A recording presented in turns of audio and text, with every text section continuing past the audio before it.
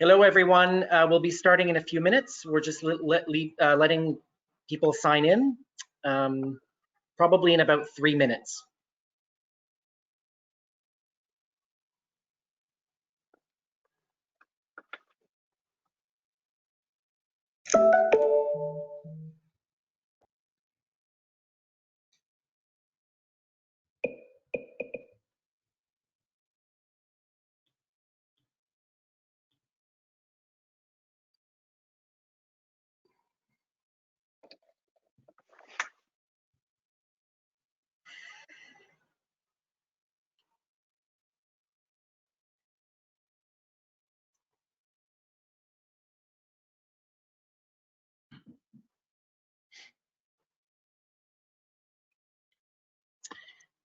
We'll give people another few minutes to sign in, and then we'll get started.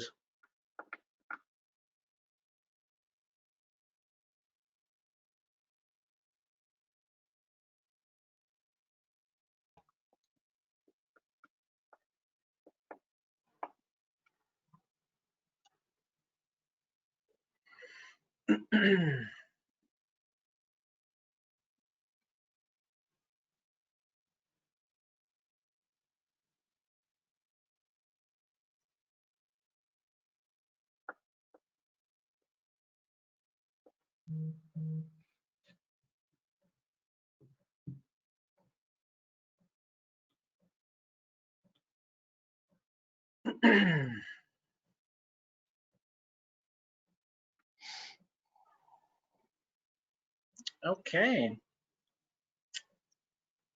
People are signing in right now.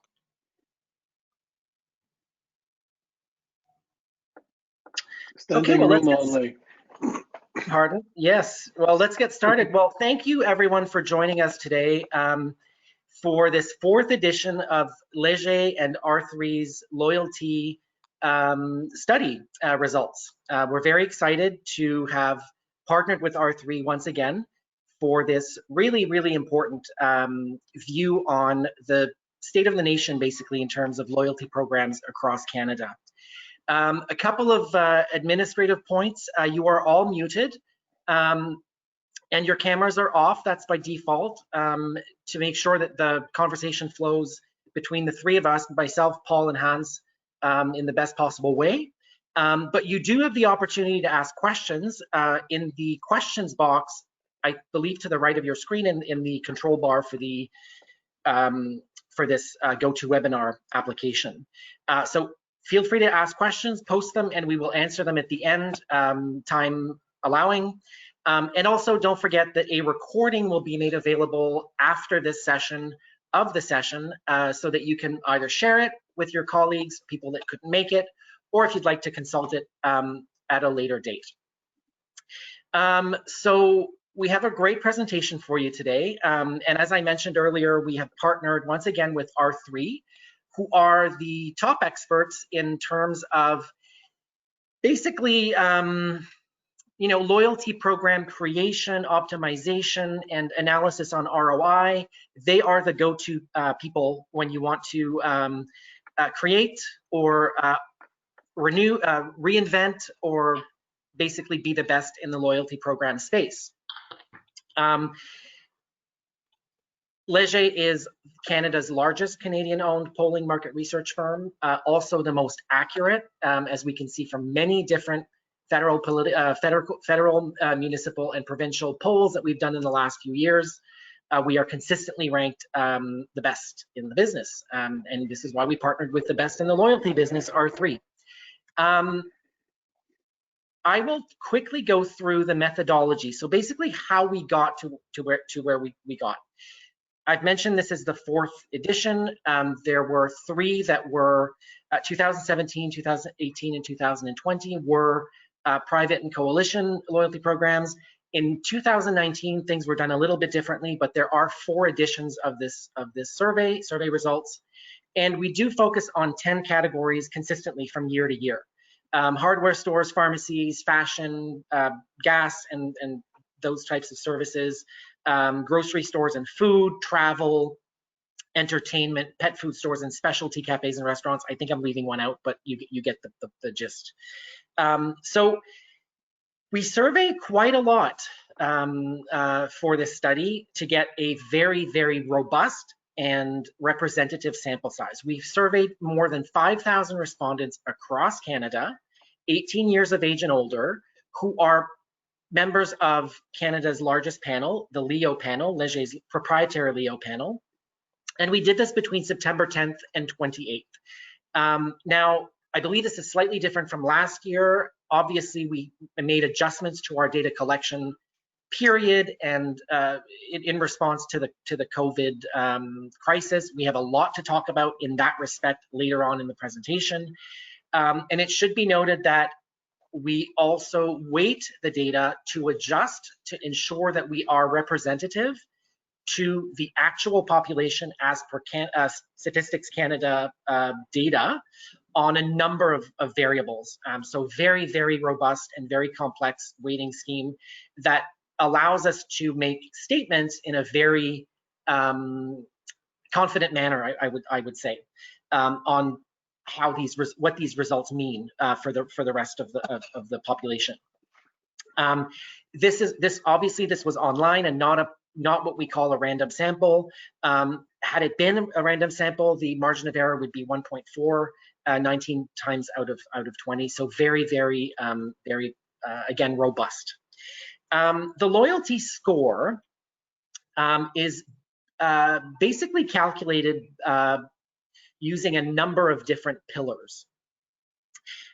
We use a multiple regression analysis that calculates the relative contribution of 3 different indexes. Now, these indexes, which I'll present a little bit later, are all created with these 15 pillars in mind, 15, I guess, variables that we analyzed in mind.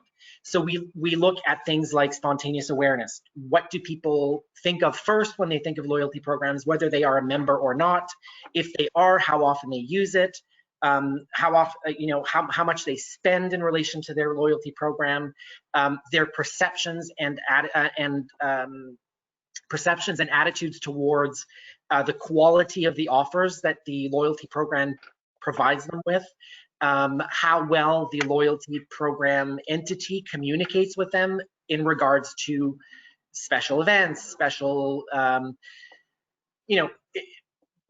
special deals or news about the loyalty program or changes, the redemption rate, the NPS and satisfaction rating, which is a key component, perceived generosity, the quality of customer service, which is very key, and all of these different ideas go into the creation of the LoyalT Score.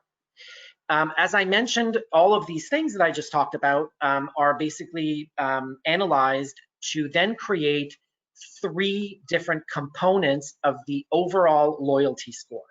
Now, each of these components has a different, call it weight or importance in the calculation of the LoyalT Score. The first one is the recommendation index. So basically, would you recommend this to a friend or a family member? This idea or this component accounts for 6% of the LoyalT Score. That's sort of the importance that it's given in the overall score. The second one is the engagement index. More important, at 37% weight towards the LoyalT Score. And this is really all about engagement in the social networks related to the loyalty program, any communications, and of course, redemption and exchange of points in the last 12 months. So how much interaction, I guess, the consumer would have with your loyalty program. The third and most important one is the behavior index. So this is really based on actual what people are doing. So how often are they visiting the store? What kinds of purchases they're making? What kinds of really what's their behavior in reality? So what are they doing with their loyalty points? And really also a lot of on their perception of their ability and the ease of use or ease of redeeming points and what they do in that regard as well. So I'd like to turn it over now to Hans and and Paul real quick. But before we do that, I want to talk a little bit about something that we've done in a different study, which was called the commercial shift, which was a study that was conducted in 3 waves since the beginning of the pandemic, to really get a handle on how behaviors were changing, not only right now, but in terms of what the future might hold. So what are people expecting in the future? I don't have a lot of numbers about this study, but we do know that 91% of consumers say that the pandemic has changed their consumption habits and behaviors. That's huge. And it definitely has an impact, and we'll see that later, on the loyalty index and the loyalty pillars that we will get into more detail later. And of course, the pandemic has caused a number of things. We all know what they are: closed businesses, long lineups, distribution issues of not getting product and things of that nature. And of course, that has, as a result of that, there has been a pretty marked decrease in the frequency of visits for, here we've taken 4 examples: hardware, supermarkets, pharmacies, and fashion and beauty. We see that the frequency of visits between 2019 and 2020 has dropped. That does not mean that people are spending less. It may, but they are going fewer times, potentially spending more. If you think about supermarkets, it would make sense to think that, because people are stocking up, right? So there's that aspect of the data that we want to look at as well. And I will hand it over to Paul and Hans to continue with the presentation. Thank you, Luc. Welcome to the snow country. Since we're located in the snow, so it's already falling right now, and it's a pleasure to be with you again this year to discuss the topics and the findings that we have really analyzed in the loyalty study. We had a special section on COVID this year, and of course, it's really a hot topic.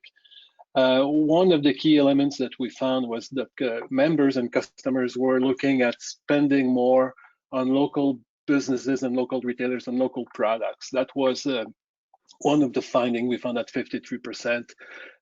There's a tendency to look at the promotional points, the offers, the generosity level that a program can as well offer to members. And we also look at what would be the future of, if after the pandemic, what we can expect. Look is the next slide. We would expect 64% of members are saying to us that they would be looking at programs that would be more generous, different ways to trade in and redeem their points, different ways to save. So this is, the notion of value and the notion of dollars, what I can get in terms of every time I'm spending seems to be quite important. And, we understand why. We all, personally, we all see that in our life, in our daily lives. After the pandemic, the best program will be the one that will allow me to save on each purchase, get more points, redeem differently, have different rebates. And if you look at the bottom of that slide, give me advice, being a smarter consumer, which would be something that would be pre-pandemic more important, as this has slided down to the bottom. So people are looking for value, they are looking for promotions, they're looking for points and rebates and redemption, different ways to redeem. Now, one important element this year that we found is, of course, the number of ways that I can actually, use my card or use my mobile app to show that when I'm shopping has decreased. If you look at the number of people, the percentage of time people always or most of the time show their card, this has decreased like 20%, at least 20% for the always, and most of the time has decreased by 5%. So this is a substantial shift in terms of opportunities to present a device, an ID device when I'm shopping and I'm using a card for my program. So this is a main difference between 2017, 18, 19. We had that question as well. It's always the same, always maintaining to be the same, except in 2020. Of course, this triggers the redemption effect as well. So there's less redemption. This is not the redemption rate. This is more like the number of people that say that they redeemed this year. So this has decreased by 11%. So that's a lot. You know, it means people cannot redeem because some of their stores or favorite stores are closed, so they cannot redeem. So that's one of the reasons. Maybe some people are also deciding to keep points for spending later in the year. That's a possibility as well. So they are stocking up on their redemption. As an example, you know, we have just extracted 5 programs in which you know, redemption the rate, not redemption rate, but redemption behavior has decreased.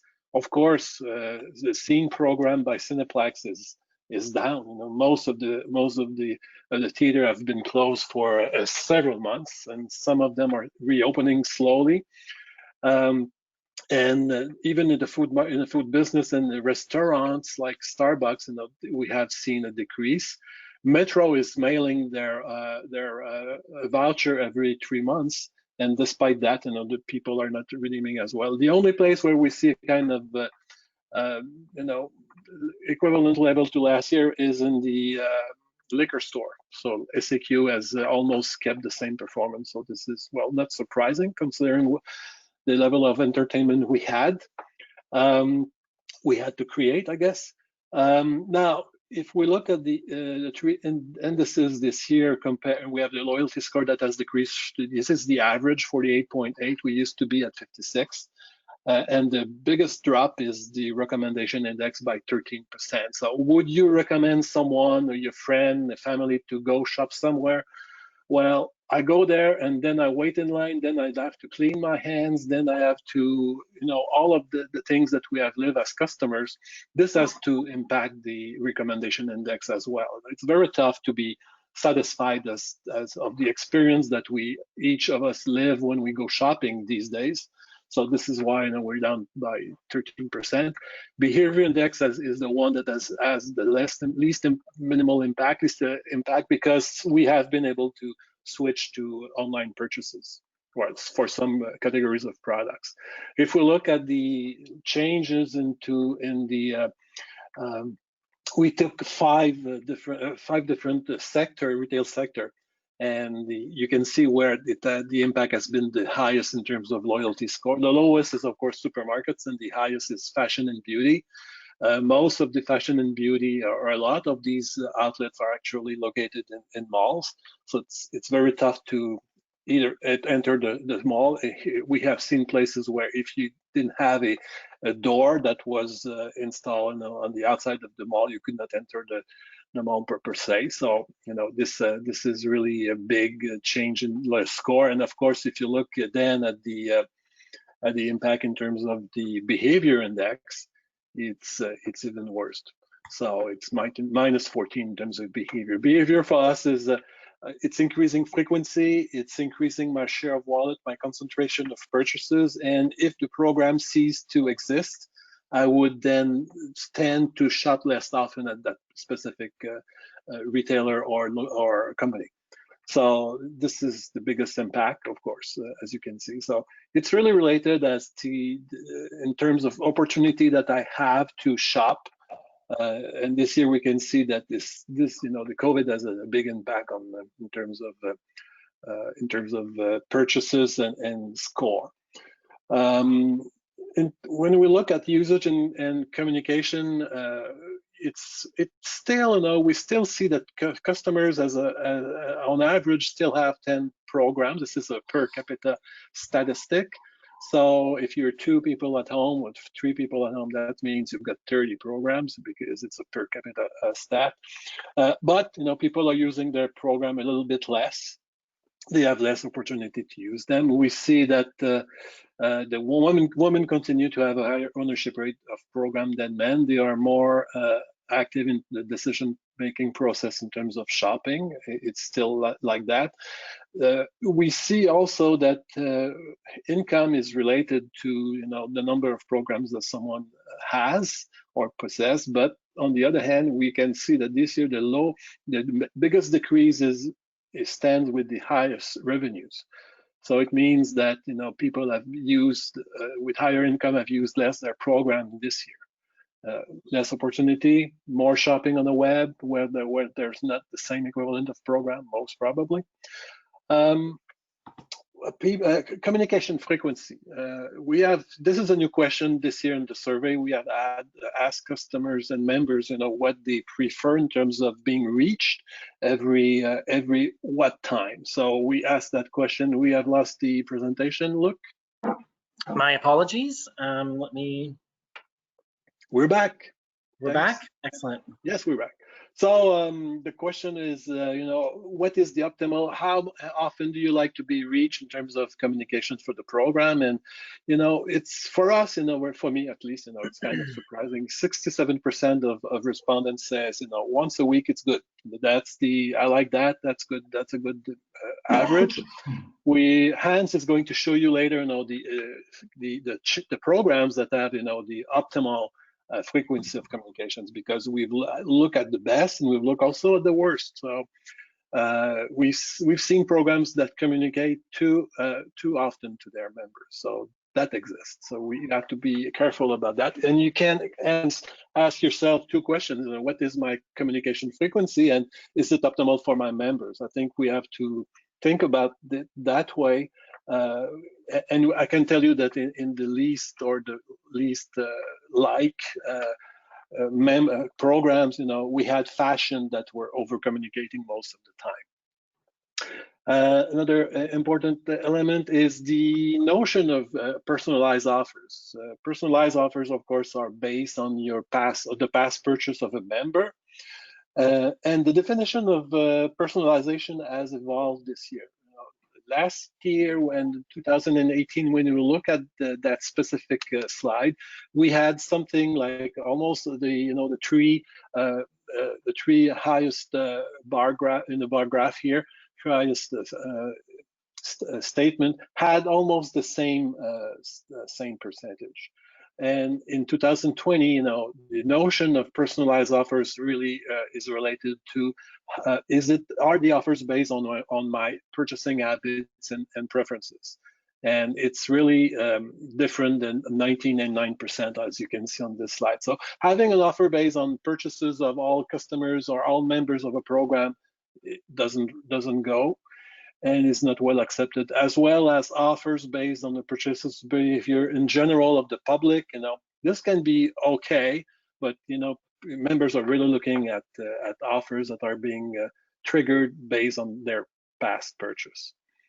Another element that we've been looking at is mobile usage in terms of how can I reach my members.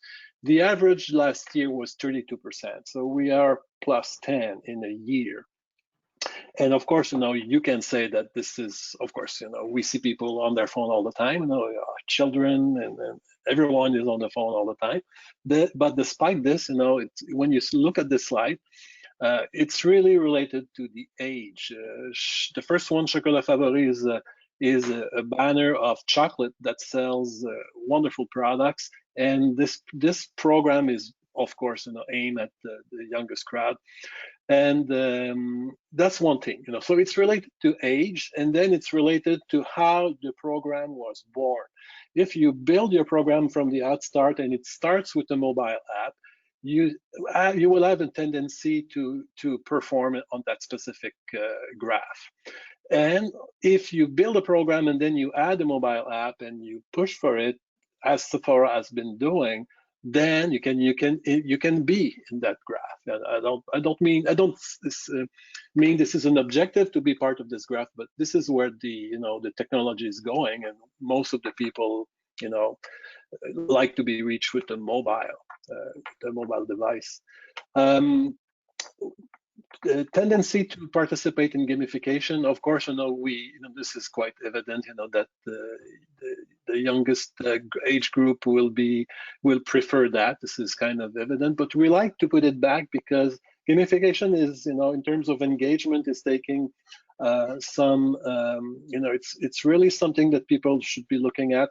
There's good programs that use it. Starbucks is doing tremendously well with this type of activities, and it's a nice way to engage people to the program and to the banner or to the company. So this has to be looked at. Of course, depending on your age group and the members and that you attract to your stores, this can be different. But the youngest they are, the more you should look at it. We also have looked at the premiums program. Last year, that was the first time that we have looked at this. We are doing it again this year. For us, as you can describe it, a premium program is a program where members will pay a monthly and annual fee, and they will get some additional advantages that have a higher value than the membership price they pay. And those advantages can be, free pickup, more points per dollar spent, free delivery, those type of elements that you can add to a premium program. On the radar this year, Plum, appears. Plum Plus appears. So this is quite interesting, and you can, easily understand that the readers, it's possible to find readers that are really, heavy readers. And they really like to purchase books, and it's a nice way to split the program and to have your actual really best members enter something different and a different tier within your program. So this is nice. For us, Costco is a kind of hybrid between membership and premium. We locate it on this chart because it's kind of mixed. So is Prime. And one of the elements concerning Prime is, of course, Prime has increased. Compared to last year, it has a 52% increase in Canada as to compared to last year. On the next slide, look, thank you. So it's a 52% increase. So that's a lot. In Quebec, it has increased by even more than that. So it's a sizable increase in terms of enrollment rate. But we must remember that the pandemic has had a huge impact on our different way to shop. We had many places when we were shopping as a consumer. We all have lived that. There was out of stocks. There were no possibility to receive the products we were purchasing. They were out of stocks. They were not. The order was taken, but there was no delivery. So despite that Amazon was sometime late, they at least delivered. So this is why we think that they have increased a lot compared to the previous year. And when we look at the impact of a premium program on the rating of the indices that we have, a LoyalT Score, either it's a LoyalT Score, recommendation index, a behavior index, all of these move up. So your best customers that are part of the premium program do become even better ambassadors of your program. So they move up even more. So that's quite interesting to see. And the opposite would be kind of almost crazy to observe, but this is kind of a normal observation that we have here. Still, it does prove that having a premium program will solidify your current program as a whole. When you look at Costco, there's no really changes in terms of purchasing behavior for health and beauty products. So there's no changes, but there is a change in terms of food. So there's more people that say that buy food at Costco, and on average, their average spend has increased as well. But we have to remember that Costco in the beginning of the pandemic had a huge increase in sales. In North America, it was the highest increase in sales at the beginning of the pandemic. And then it's stabilized. But we must remember that there was a huge shift in Canada from shopping or going to the restaurant and then having to prepare food at home. and that 40% of the total volume that migrated from restaurant to supermarkets. I mean, Metro, IGA, Sobeys, Longos, and everyone else, and PC and President, everyone has an increase in sales and profitability because of the pandemic. So it's no surprise that you can see that the increase in average spending is there as well. And then we looked at the co-branded card, co-brand credit cards. We look at who was and what was the popularity of these cards this year. So what we found out was, of course, no surprise, Costco leads, but PC and Canadian Tire are doing a fine job, as well as the MasterCard from BMO and Air Miles. So co-branding card is, you need to have a kind of at least a few customers to be able to offer that. Some of these retailers you see are also banks, so retail banking. So there's a way to get to the market. But co-branded card means that you will be able to have more spending. Customers will find the program more generous. You can use your card elsewhere, not only at the retailers issuing the card, so you can earn more. So it's a more generous proposal overall. And when we look at the score that triggers from this, we can see that actually this is exactly the same, almost the same score than we have when we look at the premium program and the co-branded program. We end up having the same difference between cardholders and non-cardholders or premium program holders. But when you compound, when you look at, if I do have a co-brand card and I'm part of PC Insider as well, then you have a compound effect on the LoyalT scores. And last year we had like a 20% difference. We don't show it here, but we have almost a 20% increase between non-holders or non-premium holders and co-brand card holder and premium members as well. So this is a huge difference.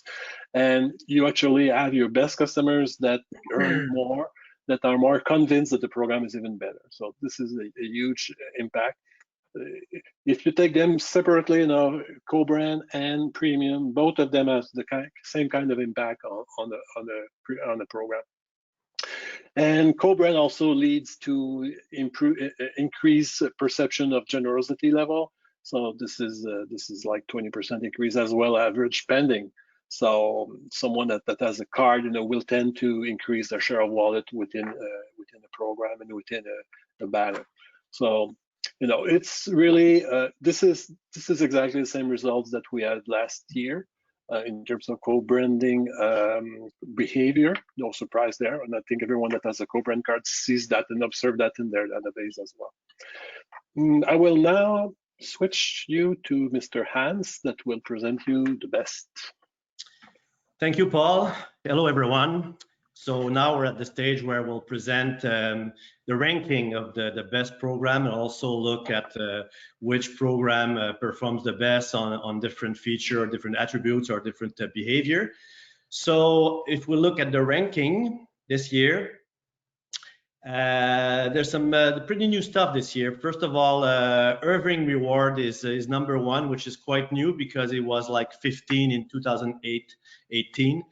When we talk about Irving Reward, we're talking about the program that is in Quebec and Ontario, and not the one with Air Miles in the Atlantics. So it's really members from Ontario and Quebec. So it's the first one. Starbucks lost one position. Starbucks, over the last 3 years, was the first program in terms of the LoyalT Score. Now it's second. Tim Reward is new. I think in terms of they did a good job in terms of launching the program. It was they made a few adjustments this year, but was very generous when it was launched. Mille-Plein Eco is a program in the gas industry that is regional in a part of Quebec. They have approximately, I think, 40 or 45 stations. They revamped their program about a year ago, and they lost one position this year. So PC Optimum, no big surprise here. They've stayed in the 5th place since 2018. You know, it's one of the best program out there, so it's there's no surprise.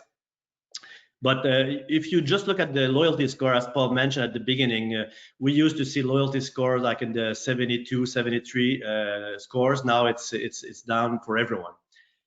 So Journey, which is in 6th place, is also a new program. It's a new program from Ultramar that was launched early this year.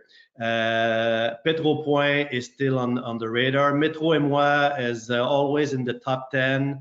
It's the loyalty program of Metro in Quebec. And SAQ is the liquor board in Quebec. It's called SAQ Inspire, and it's now on the 9th place. It gained 4 ranks. And Walmart's reward also mainly because of I think the COVID is now appearing on the top 10. The Walmart reward is basically it's a loyalty program based on the credit card, as Paul mentioned. So that's it for the. So when we look at different index in terms of recommendation, PC Optimum, SAQ, Inspire, Liquor Board, Mondu is been also it's a program that's been performing really well over the last years. It's pet food and things for dogs and cats, and they have a very good program. So in terms of engagement with the brand and with the program, SAQ, Inspire, PC Optimum, and Metro et Moi, there's no surprise there. And in terms of behavior change, I think we see this year gas station because I think they were less impacted by the COVID than the retailers, and people I think still feel that they changed their behaviors with those brands. And also we have 2 out of 3 of those programs that have been revamped and redesigned, like the one for Irving in Quebec and Ontario, and Mille Plein, which is the Eco gas station brand, which is a regional partner, regional retailer in Quebec. So again, this year, no big surprises. The coalition program are talking about Air Miles, Aeroplan, and CAA, which are coalition program, are underperforming compared to private coalition program like Triangle of Canadian Tire, PC Optimum, and also if we look at the top 10, they're pretty low compared to the top 10 players in terms of the loyalty score. One thing to understand is when we talk about Aeroplan as a coalition program, we talk about the Aeroplan, the retail portion, not the travel portion. So we look at banners like Home Hardware that are using Aeroplan as a reward program. So next slide, in terms of presenting the card, again, SAQ, Inspire, more rewards from Save on Foods, Metro in the supermarket, Calais in the pet shop industry, and Simons is Simons, which are they have the stores all across Canada, and Tim Rewards. So the average for all program is about 67%. So those guys are quite high, which means that members will present for each of the transactions, they will present their card, which show a lot of engagement with those programs. And so also the fact that you get more data quality, because instead of having your members showing their card 1 out of 3 visits, you're capturing much more of their shopping habits, which provides best quality of data. In terms of the consultation of communication, we have SAQ Inspire. SAQ has been doing a great job for the last 2 years, but for the last few years, but over the last 2 years, they've really increased their personalization. Just to give you an example, for those who are on Ontario or elsewhere that don't know SAQ, they have each week they have 1.4 million version of their newsletter, which is personalized to each one. So if you like Pinot Noir, you will get offer on what you purchased in the past in terms of Pinot Noir. You'll have some recommendation, you'll have some content around Pinot Noir. So if you don't drink Burgundy wine, you won't get anything on Burgundy wine. So each of the communication are highly personalized. In fact, it's probably one of the player that does the best in North America in terms of getting this level of personalization. So SAQ, Inspire, PC Optimum, Metro et moi are three brands and three programs that are extremely personalized. So the communication are very relevant, and people look at the communication. So that's the reason why they are the best. The right frequency of communication, SAQ, Inspire, Starbucks, PC Optimum, Simons, Aeroplan. So those are the main player who are doing a good job according to their members regarding the frequency. One thing to notice is that as Paul mentioned, people are looking for, in terms of frequency, for 1 week or more. So, for example, Starbucks Rewards will communicate 2 or 3 times a week. Same thing for the Simons, but still, the members of those programs feel that it's the right amount of communication that they're getting. So you have to look at in fact, your profile and your customer, and you look also at the rate at what people are disengaging for the communication. So reward the one who have redeemed over the last 12 months. So PC Optimum, there's no surprise here, because every time you go at the cashier, they will ask you, do you want to use your points? So and Tim Rewards, it's you get a pretty fast reward, because you have to it's quite quick to get the 7th or the 8th free coffee. SAQ Inspire, they do twice a year, they do a very strong promotion when you can earn more than 1 million miles if you redeem in a specific period frame. So if they incite you to redeem your point at 2 occasions during the year, which does a good job for them. Starbucks reward, Metro et moi. Metro is a bit different. They send the reward by mail or by the mobile app 4 times a year. So you have once you get your rewards, you have 1 year to use that. So, but usually people will use their reward in the next few days or the next weeks. So so in terms of the right delay to receive the reward, people find that McDonald's Cafe, Tim, PC Optimum, and all those guys are doing a good job. So they feel that they're getting a reward fast enough, or it doesn't take too long to accumulate to get the reward. So they're all doing a pretty good job. Those who find those member program who find that it's too long, of course you got the coalition program. So Hermes, Aeroplan, we all know that it takes a long time to get for the retail side to get a reward. SAQ Inspire is not the most generous program, and they know it. But I think one of their strengths is the quality of the content, the quality of the offer, and so they don't need to be also very generous, because they're a monopoly in Quebec here. So and thank you reward from Longo is doing is that people find that it's too long to get a reward. In terms of satisfaction level, PC Optimum is PC Optimum, SAQ Inspire, Calin from Modou in the pet shop industry, Starbucks Reward, and all those guys. So it's we see 2 types. We look at PC Optimum and SAQ Inspire, Calin, and Starbucks. They're all in the top 10 all the time. And Chocofan is a new program, and Tim also. So, and I think getting a reward is quite fast. So I think people in general are very satisfied with those programs. So in terms of a conclusion, of course, as Luc mentioned and Paul also talked about it, the COVID has a pretty strong impact on all types of program, but the one that were less impact are the program and the retailers that were more essential. So we look at food, pharmacy, gas. ACQ in Quebec was open all the time during the pandemic. It's still open, and it's still we still see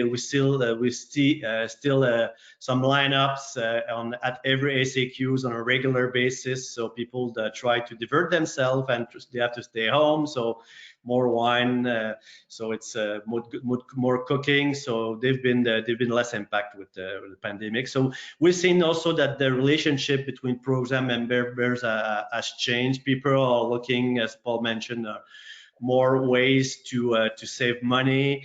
They're looking for content and information that will entertain them and also will be useful. They're looking for empathy, also empathic communication, and also some new benefits that we'll talk about. So one thing, one of the programs that stands out, I think, this year in terms of the way they reacted to the pandemic is PC Optimum. They really did a good job in terms of being empathetic to customers. Also, the way they give content. So what they did in April is that they sent they give access to all the members had access to the premium side of the program, which is a PC Insider. So you were able to have some free delivery, free grocery prepare and pick it up. You had also 30 free minutes with a nutritionist. And what they did also is for those members what pays like myself, what already pays for PC Insider, I receive a communication saying, we open this for everyone during the pandemic, but you won't be penalized. We give you 3 additional months. And all the communication from Gail Weston was very right to the point in terms of comforting people, talking about the value of food, giving great videos. Lots of people were stuck in home with kids and they didn't know how to cook, so they provide a lot of very good content, and we've seen that people really appreciated that. So, and it showed, if you look at the next slide at the where they scored this year, they're #1 in terms of redemption, number one in terms of recommendation index, satisfaction level, second in the engagement index, and they're third in terms of the frequency of consultation, the communication. So they really did a good job, and in terms of adapting their communication, their offers, their content to the pandemic, to their members, and providing value to. So in order to respond to those new needs, we think emphasis has to be put on content strategy, on experiences. We didn't talk about this, but we also seen in other industries, like for example in the hotel industry, and we've seen Bonvoy, which is the Marriott hotel program. What they did a partnership with Headspace, which is one of the leading guided meditation app out there. And what they did is you have to pay in order to get Headspace. What they did is they made a deal, and they provided the Headspace free to all their members. So again, empathetic strategies and good content, and they did a great job with that. So we see that personalization has been evolving. People do understand now that they're giving data, but in exchange, they really want to have personalized offer. And we've seen that, especially in Quebec, because in Quebec, we have 3 retailers that are pretty much advanced, very advanced. When you look at SAQ, you look at PC Optimum, you look at Metro et Moi, those 3 are doing a fantastic job in terms of personalization of the offers, of the content, and all the elements that you can personalize with your mobile app also. So people are expecting more and more, giving offer by segment. It's not going to do it in the next years. You got to have you're going to go one-to-one, absolutely, to get people involved and get to people to be excited about the communication. Also, better I think there was something else in the previous slide. Better emphasis on notion of saving, as Paul mentioned. It's people are looking to save and are evaluating program and the frequency of which they can redeem offers. So and also we've seen that the best program also are very strong in using RFM analysis and providing points and incentive and promotion based on those different types of behavior. And finally, we've seen that the impact of promoting a local product has been very good for some retailer. Metro and Moi and SRQ have done a tremendous job on this side, and it has shown also in the sales of those products. And so what we see that needs to be done for more program is to develop more tactic to promote engagement. So using gamification. We see that aspect in the US, it's much more advanced. We see a lot of program using gamification and videos and contests and quizzes where you accumulate badges and you can win the free stuff. It's PC Optimum does it, Starbucks does it, but there's more programs should be able to do it in Canada. And finally, all the subscription program, which is are the premium program, when you pay a premium to get different types of experiences. What we've been seeing since last year is that there's a strong growth in the US of those types of programs. It's a great way to, as Paul mentioned, a subscription program, our premium program is a great way to engage with your customer. It drives loyalty up. It drives a share of wallet also up. And we'll see also some very exciting new stuff in terms of specialty box like Walmart Kids box or ramen types of box or CBD product box. It's getting a tremendous pull right now from the consumer, and it's gonna still be like this in the next years. So I think that's about for the main conclusion. If you're interested in getting a personalized report for your loyalty program, I invite you to contact Luc or us in Montreal too if you need some information and if you want access to a detailed analysis of your program, which is about 40 pages of analysis of all sorts of variables, also where we compare your program with the other program of these sectors and provide lots of recommendation and insight on your program. And I should point out that we can also include loyalty programs that are not in your sector that you may want to benchmark yourself against to compare yourself. There are calls for that. Oops, sorry. It's okay. No, it's okay. We can go to the questions. So, yep. Any questions? Raphael is asking, is there, we're looking at retail mostly, any insights on our plan to expand to services industry and telecom and so on? When we start, doing the inventory of programs, we cover the whole country. And we try to, look as wide as possible. And, sometimes, if we're missing an industry like telecom, for example, if we're missing something, we're going to change it and improve in the next year. But we have to tell you that if there's not enough respondent for a specific program, sometimes it's in the list, and then it cannot be evaluated. So we have to remove it from the results because there's not enough respondents. There's not enough incidents of response. So we have to remove those programs. But normally, this year we had 72 programs in the study.